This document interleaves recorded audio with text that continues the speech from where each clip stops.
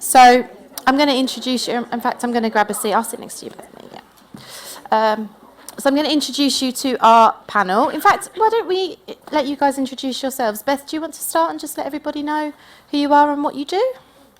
Hi, I'm Beth. I'm a personal assistant at Channel 4. Thank you, Richard. Bethany? Amazing. Hi, everyone. So great to see you. I'm Bethany. I'm first mate to the captain at Brewdog. And Diana, I think we know. I but was introduced already, yeah.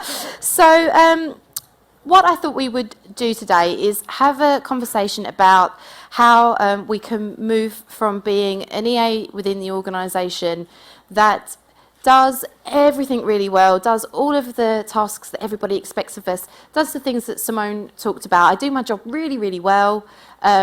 How do I move from doing all of that to being considered as a business critical partner within the business, with the executive, but also working within business critical projects outside of our normal role within the business. So I have a fantastic group of assistants with me who are all doing this. So I thought I would start by asking each of you if you could give us an example of a project or a task that you've worked on that was considered business critical, so we can get the conversation going. Beth, if you could start. I thought that was a really hard question. I looked at it, and I actually had to ask two of my bosses, and I was like, I'm not business critical, am I? And then they started spouting all of this stuff, and I'm just like, I don't even understand what you're saying to me right now. What? Branding? International what? But I think that most recently, my previous boss at Channel 4 moved to work for Google. So somebody else in the company who was quite critical to the company moved into her role in consumer insight.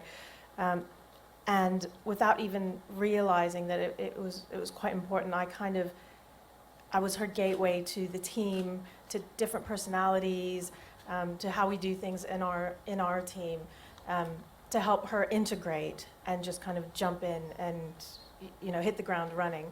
And we always think, well, it's just what we do, it's part of the job, blah, blah, blah. And then I stopped to think about it on the bus on the way here when I was last minute researching, that how we do things like that. We don't even realize how business critical it is. And little things to making sure that they're fed, they're happy, their moods are nice. All that is, we take it for granted, but it's important.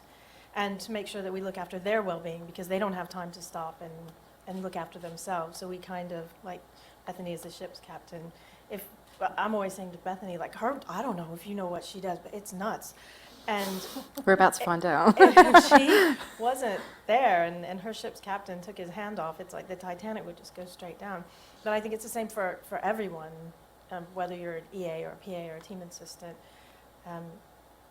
But I had to actually ask my boss, am I business critical? Like, I'm not, am I? And they're like, don't be stupid, Then they gave me a load of examples that I've completely forgotten now. But that's the one that I think. And when my boss went to Google, everyone said, my old boss, Jill Whitehead, they said, are you going to go with Jill? Because we had such a great relationship. And she was one of the people that people were like, are you okay? She's so intense. Like, how do you deal with her? Because I don't know if she's a millennial. I don't think she is, but she functions like a millennial. I mean, she's like so driven and smart. And I just had so much respect for her. And when she went, everyone's like, oh my God, what are you going to do? What are you going to do?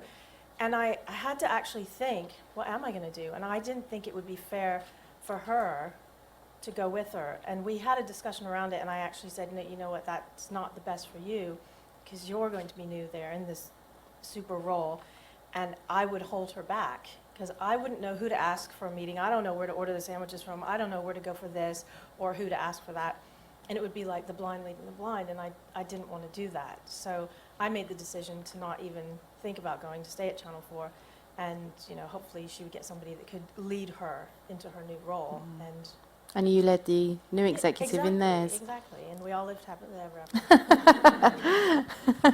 after. Bethany, the same question? Well, I think mine was so interesting because when I started with James at Brewdog, he'd never had an assistant before. He's definitely a millennial. He's a complete entrepreneur. He's ridiculously driven. So I thought, oh, this is amazing, because I can just mold him into what I need him to be. He wasn't able to touch his calendar anymore, and I'm like, this is awesome, it's all mine. But it was tough working at first to just kind of like learn how our puzzle pieces were going to fit together. He's such a fast-paced thinker, and he's on the go all of the time. And I came from corporate America, a very structured background. So I had to find a way to make that work where I could provide him structure and he could teach me how to be nimble and flexible and on the go. So sometimes I feel like I work with complete abandon because I'm like, whoa, I didn't even take notes about what I'm supposed to be doing. I just have to do it. So sometimes it's a little unnerving, but at the same time, I think we help each other grow in that way where we can provide each other different tools to make sure that we're the most effective with our time. And we are strategic partners in that sense where we're completely communicative all the time and bouncing ideas off of each other. And I'm definitely, somebody like that in that height of a role, he has a lot of people around him, but he doesn't have a lot of people that will just say it like it is, because he's amazing and people are in awe and they like to be yes man for him. So sometimes I'll be his soundboard, or I'll say, hey, Pulse on the team is this, thought you might want to know. So it's interesting that we're puzzle pieces in very different ways, but it's nice to have like that role of first mate to the captain. Yeah, and tell them how it is. And Diana? Oh, there's not much to add. I fully agree with you, actually, because we are the employee number one to our bosses, I would say, and we are really the trust and the loyals behind their back, and this is why we are crucial to the company in a positive way.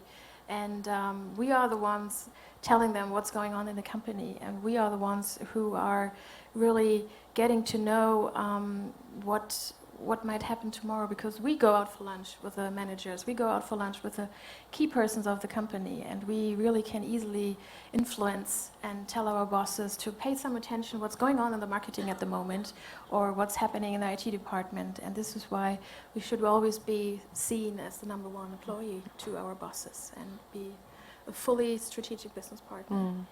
Just to sit with you, Diana, I know in your career you've been seen as that kind of business critical role, and you've not, as Simone was talking about earlier, not just the executive to the somebody. So how do you position yourself in a business to be asked to do those external projects and to do things that are not within the normal traditional executive assistant sphere? How do you make those steps?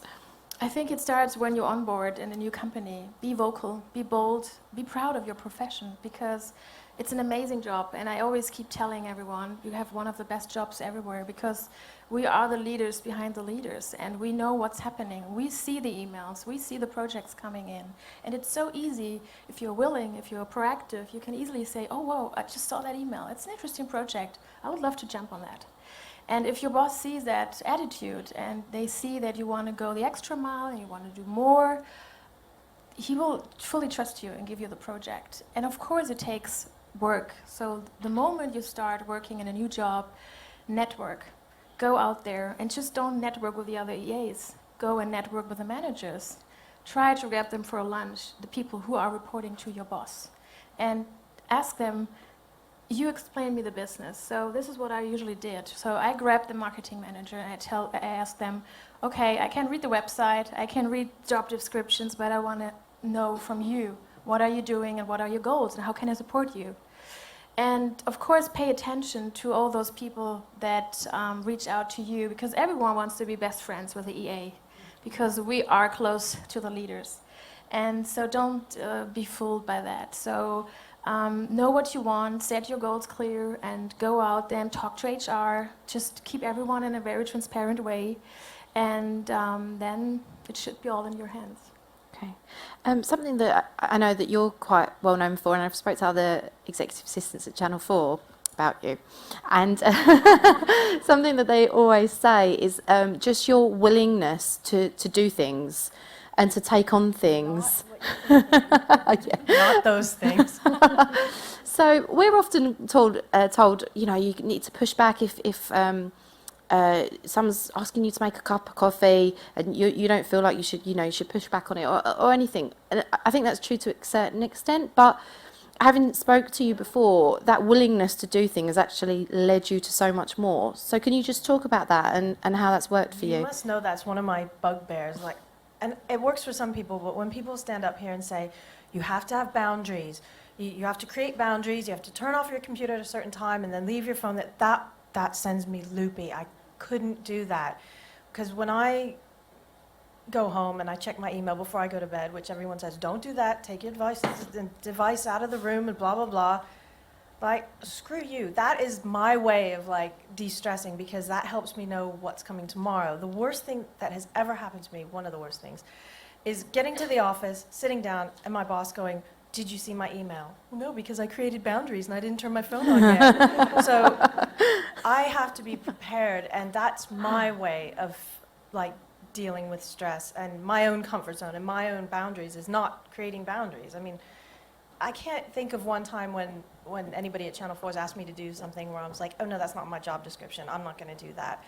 And a lot of people think that you're butt licking, or, you know, they'll see me getting my, like, for example, I was coming back from, one of my bosses needed dry cleaning or heels rehealed or something like that. And one of my colleagues was like, oh, you're getting your dry cleaning now? And it's just like, what do you care? I don't care. What do you care? And if that creates, you know, an hour extra space in my boss's diary and they're happy with me doing it, then I want to do it for them. I want to make their life easier. But some people, you know, they go, oh, I don't make coffee or tea. I had a Canadian friend that's like, I started working in Great Britain and she wanted me to make her cups of tea. I'm like, so? Are you that insecure you can't make somebody a cup of tea? So that really annoys me when I have other assistants.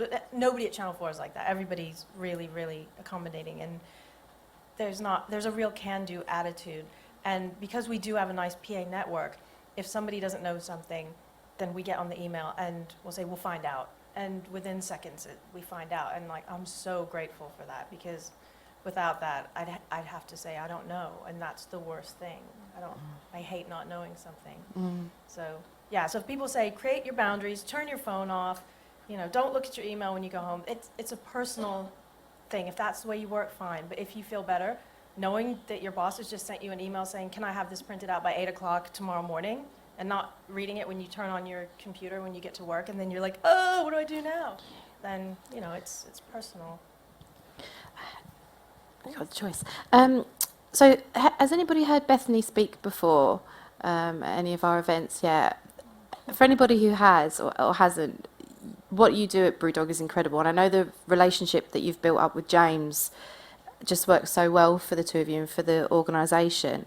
Can you just let us know, you've kind of touched on it already, but let us know a little bit more about how you built that relationship with him so that you are now so critical to the overall business? Yeah, I think it's becoming more symbiotic by the day, which is awesome and scary all at once. Yeah, I mean, we just really know each other in and out now, and I think that's really amazing. But I think it takes hard work too. I think it takes a lot of intuition. It takes reading him to know when the right moment is to speak to him. It takes just an idea of knowing what his interests are and trying to be one step ahead. So if that's reading in advance, like emails, or if it's articles or whatever it is, it's just kind of finding his interest and being on that pulse point so that when he does come to you about it, you're there, you're on it. So, but it does take work, and it does take, to your point, a lot of openness to try to never say no to something. I'll take it on because I want to learn. It's not because I'm a martyr, it's because I want to learn and I want to get better and sharper and faster. We work at such speed at Brewdog. It's ridiculous the amount of stuff they've accomplished in 10 years with global breweries, and we're just everywhere. So you have to be that nimble and fast to be able to survive, really. So I think really the key to it is just being available and open and willing to learn all the time.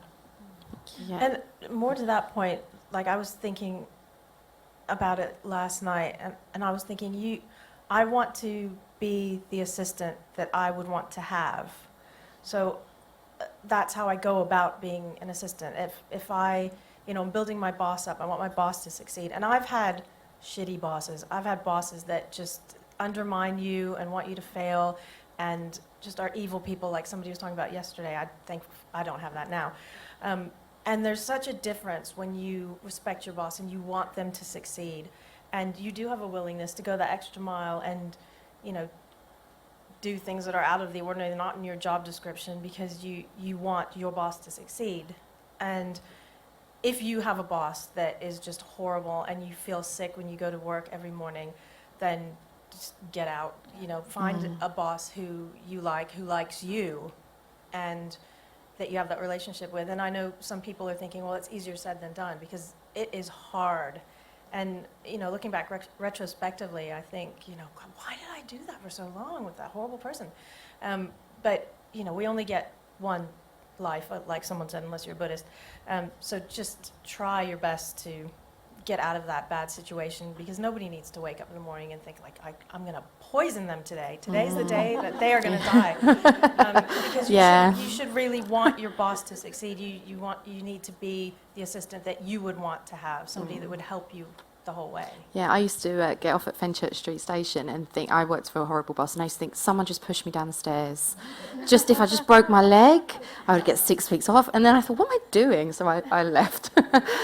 Do you have any questions from anybody? I've got a whole ton, so I can keep going. But if there is anybody that wants to make any comments or add anything, no, we'll keep going. Diana, if we can come back to you. It's not something we've really touched on yet, but something that affects a lot of us, I think, is working within industries that are quite male-dominated. What has that had? What kind of impact has that had on your career? And has it helped or hindered in any way? Can you give us some? Actually, I never had a problem, because I always were very clear about my own goals and my vision when I started working. And these discussions needs to be done in the interview process already. And if you have a feeling, you know, this counterpart, is this something that can work out or not, you make your decision wisely. And if you have a feeling, okay, it's not going to work, just don't ever do that. I mean, it might be a nice company, it might be a nice title, a nice salary, but you got to work with that man or woman for a while. And I think it's still a matter of the whole stereotype about our profession. And we are not a profession, we are an industry. And just constantly trying to talk to HR people, telling them what we are doing and why we need training and why all these things are happening in our profession. I think this is what it actually drove me nuts throughout the years, because I had a situation once when I was working at a company, and I wanted to go to a subsidiary of the company which was based in the US.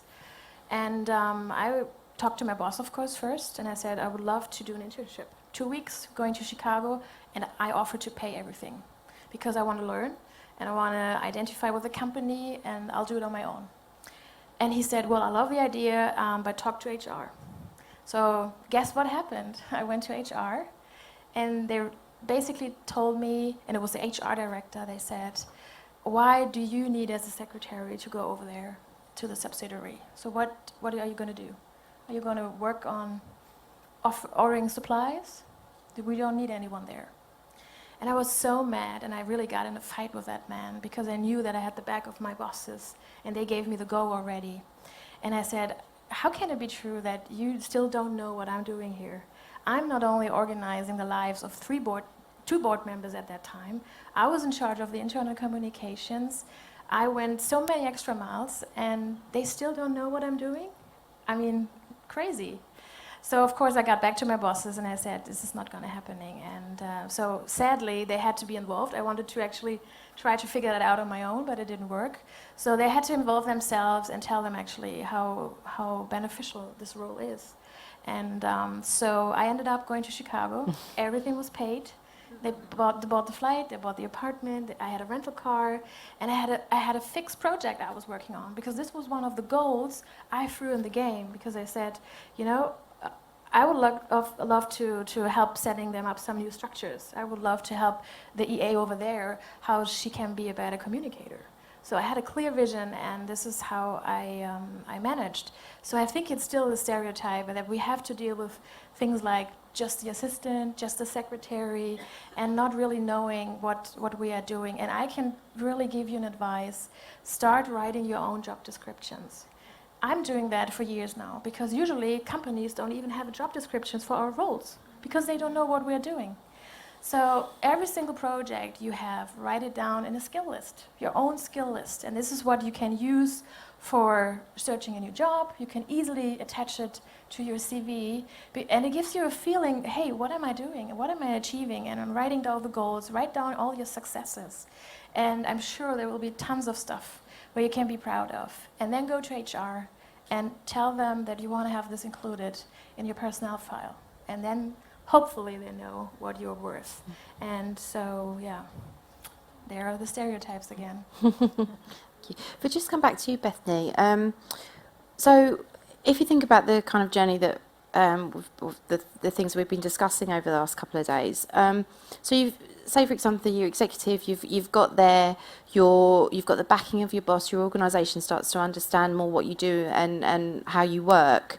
You've got to this point, okay, right, I've now got this responsibility. People are coming up to me and asking me to do things. I'm going to have to start making decisions. For you, and you know, James travels quite a bit, so you are often making decisions based on the business. What structures have you put in place, and how do you do that? How do you think, okay, I'm going to make a decision and it's the right call?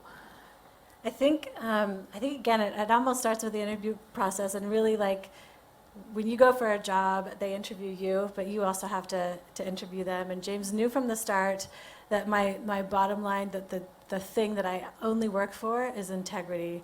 And so with that in mind, he and I often work so closely together. And with that, he places so much trust in me because he knows that that's my driver. So he knows that I would never want to let him down. So he gives all the information that I need. I kind of know how he works and what he thinks.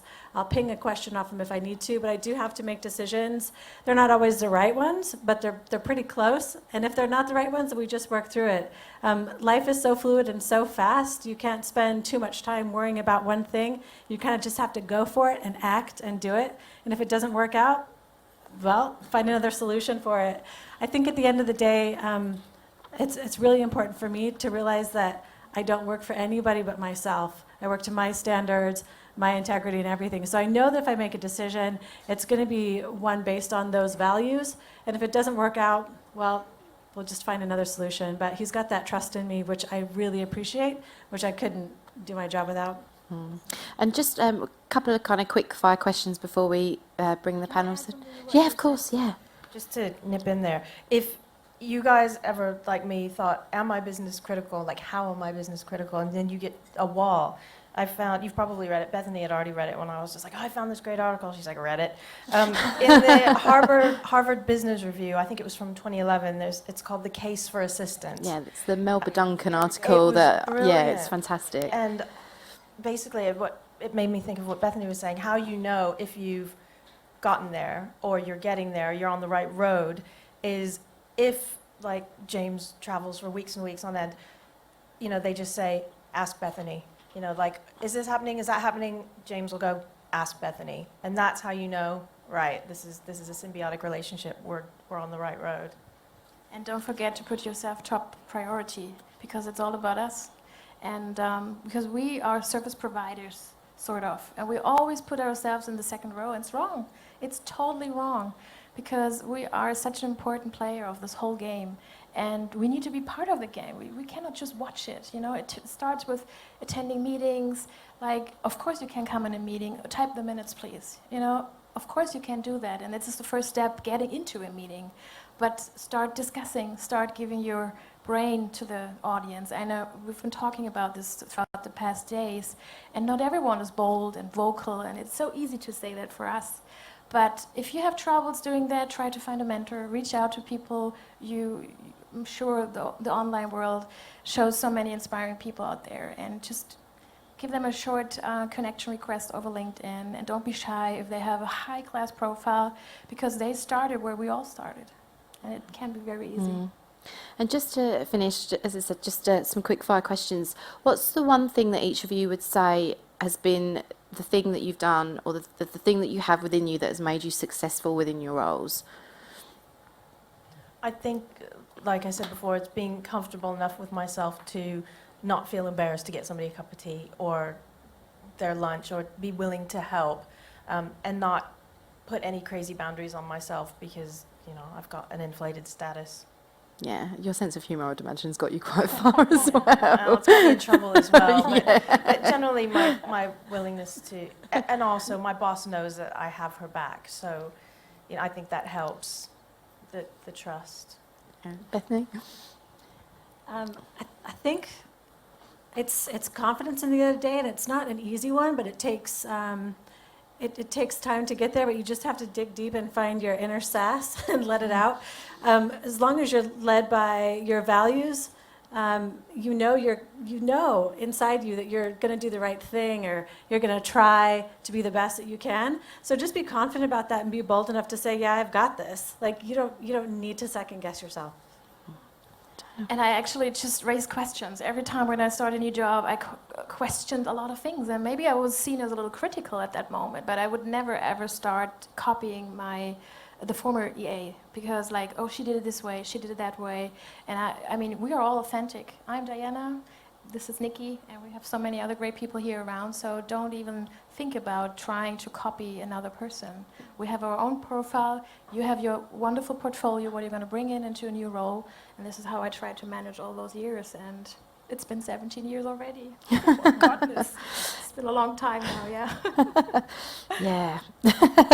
On that note, yeah, that's a whole nother conference. Okay, if that's all we've got time for our panel session. So if everybody could give Bethany and Diana a big round of applause. Thank you. Thanks, guys. Thank you so much.